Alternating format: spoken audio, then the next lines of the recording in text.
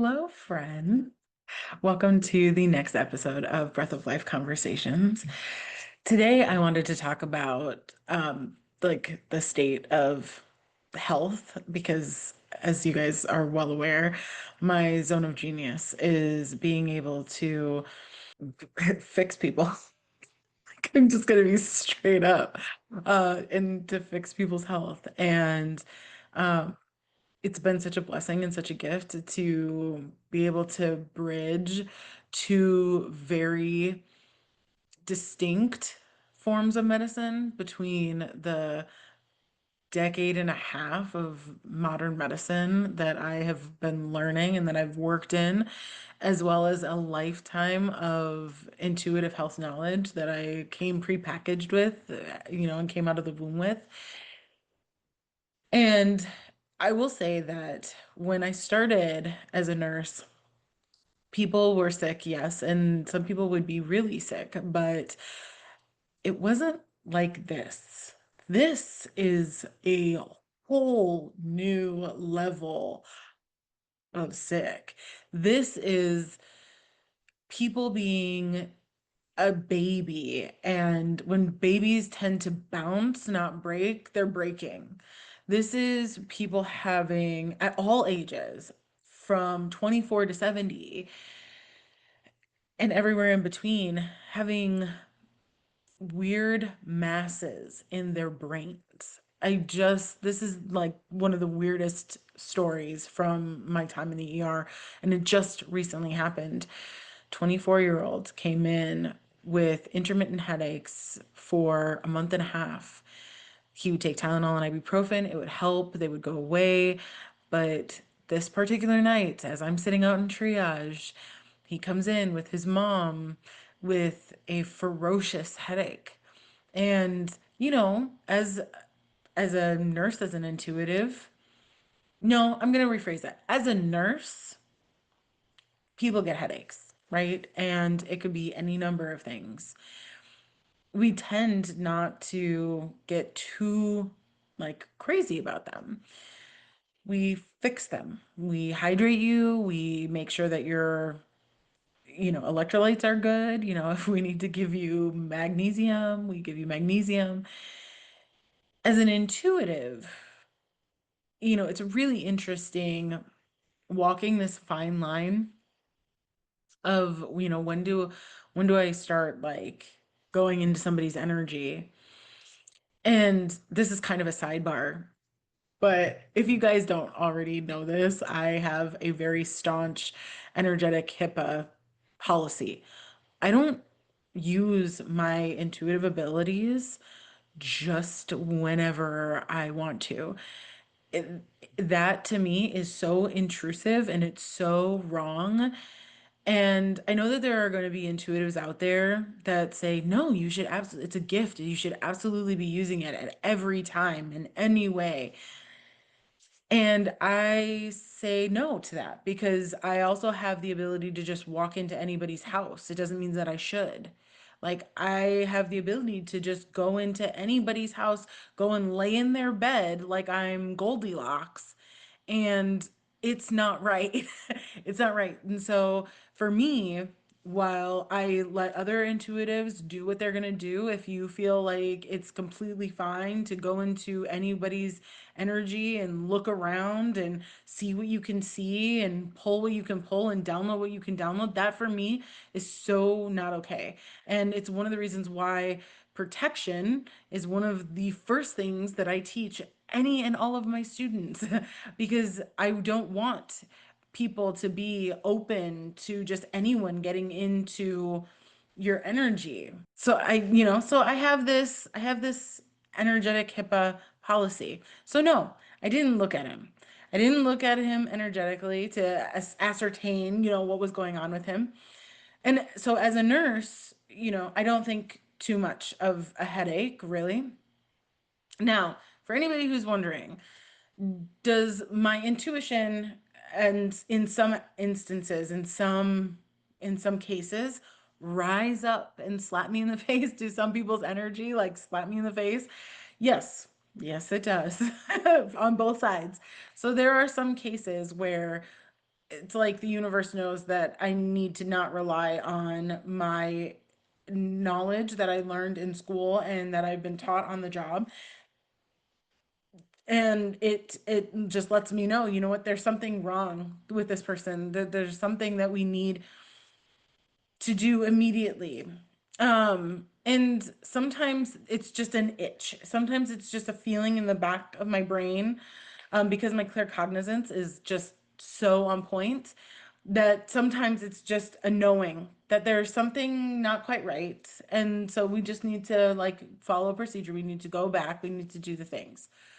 And in this case, what I would say is that this person's energy didn't slap me in the face. And my intuitive, or my, excuse me, my built-in knowledge wasn't screaming at me, but there was some clear cognizance that was going on of like, okay, this one's interesting. This one's interesting. There's probably something going on. We're just going to see what it is.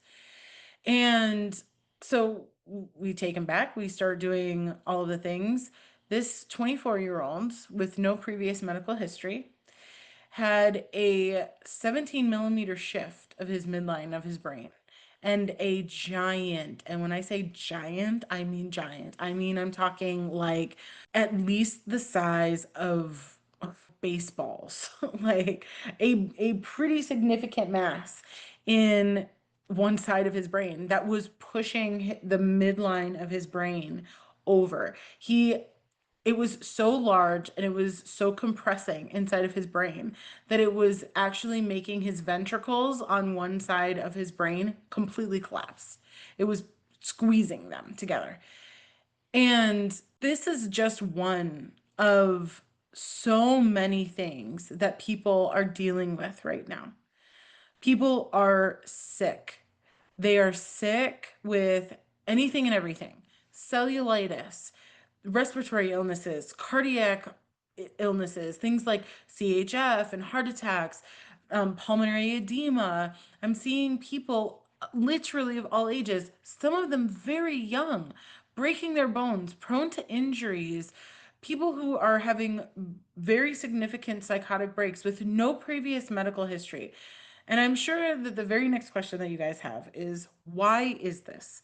The reason for this, and I've said this before and I will continue to say it because it hasn't quite sunk in yet for so many, that yes, the good is rising. Yes, the light is rising, but we live in a dualistic society. We live in a dualistic galaxy, yin and yang, good and evil, dark and light. This cannot be gotten rid of. This is where we live. This is the playground in which we live. And so as the light rises, so too does the darkness. And as the darkness rises, you have to understand you can have mastery in anything. You can have a mastery in the dark, you can have mastery in the light. And those that are choosing to put their attention into suffering and pain and fear and anger in any context, I want to be very clear about this because I think we tend to think of the monsters in our society, the evils in our society, as people who are out to hurt people. Like we don't know anything other than the this person is an Ursula or a Scar, right? Like, we think of them as, like, we think of Disney villains and Pixar villains, where these are not people who have a soul. These are not people who have any other like goal in mind other than to hurt people. And that's what they set out to do. They were literally born into that sort of evil or badness, and they are taught inside of that evil or badness, and that is how they live their lives. And in reality, that's not it. In reality, all of these individuals who we think of as just terrible, ugly human beings who don't mind seeing people get hurt. Um, that is us projecting onto those individuals. Now, that's not to say that what they think, what they believe is right or accurate or should be given a platform in any way. Not in my opinion, but what it does mean is like I have to look at people as souls. And so I can't, I don't have the luxury of looking at what's happening right now as the darkness is just rising and it's infecting people, because that's what a lot of intuitives are going to do. A lot of intuitives are going to sit and say, well, the darkness has risen as well as the light. And if you're not practicing the light, then you're open to the darkness, or you are practicing the darkness. And if you're open to the darkness, then the darkness will infect you. And that's why you're getting sick. And that's what's happening. You're just becoming a frequency match for disease and illness and injury. And I I really want to caution people. I want to caution you all to understand that we're all souls. We're all in a space where we've got good and darkness inside of us. And so we have to ask the question of what is it that it would take? What is it that it would take, truly and honestly, for us to stop considering somebody else as a human? What would it take for us to stop believing that hope and love and kindness and courage are going to help win the day, essentially?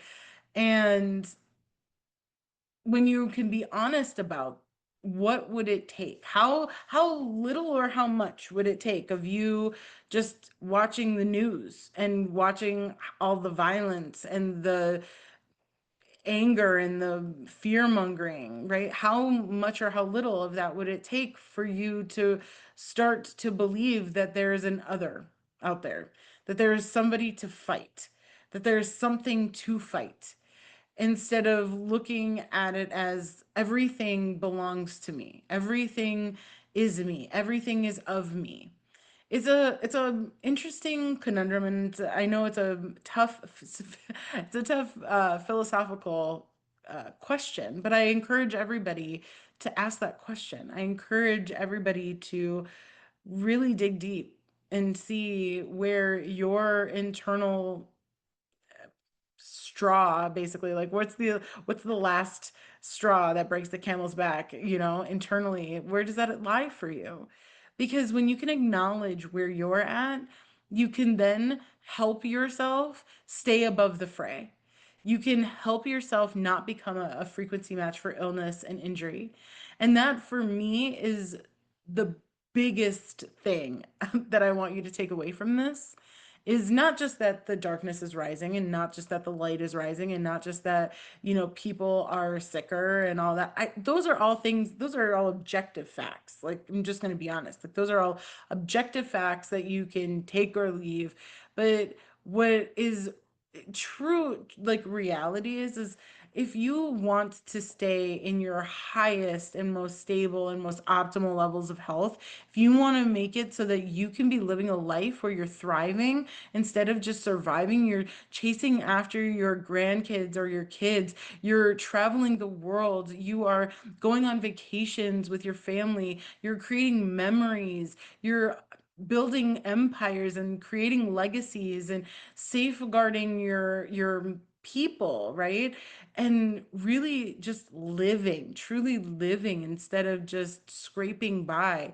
You need to make sure that you are aware of what's going on for you internally during times like this, so that you are aware of when you get that feeling of, I need to blame someone or I need to one up someone. When those types of things start coming into your body, you recognize them.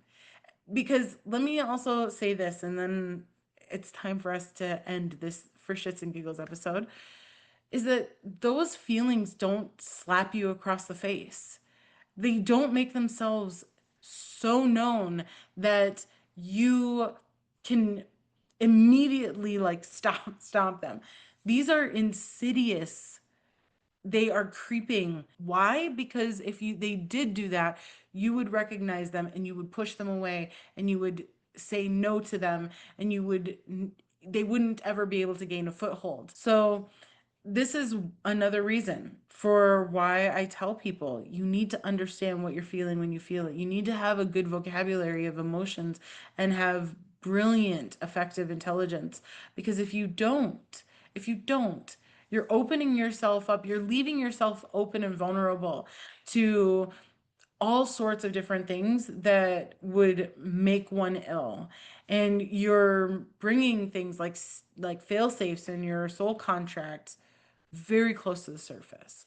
So I acknowledge fully that, the world is in a state right now. The world's in a state. But if we're being honest, it's always been in a state.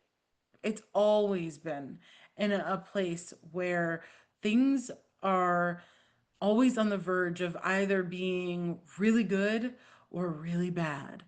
And I don't think that that's ever going to change. Not in this playground necessarily. And certainly not within my lifetime. And so, because of that knowledge, it's best to say, how can I make my body be at its best? How can I safeguard my health and allow for you to have an understanding? And I think that that changes everything. Well, everyone, that was this episode of Breath of Life Conversations. I'm so happy that you decided to join us, and I will see you next time for the next Breath of Life Conversations. Bye, all.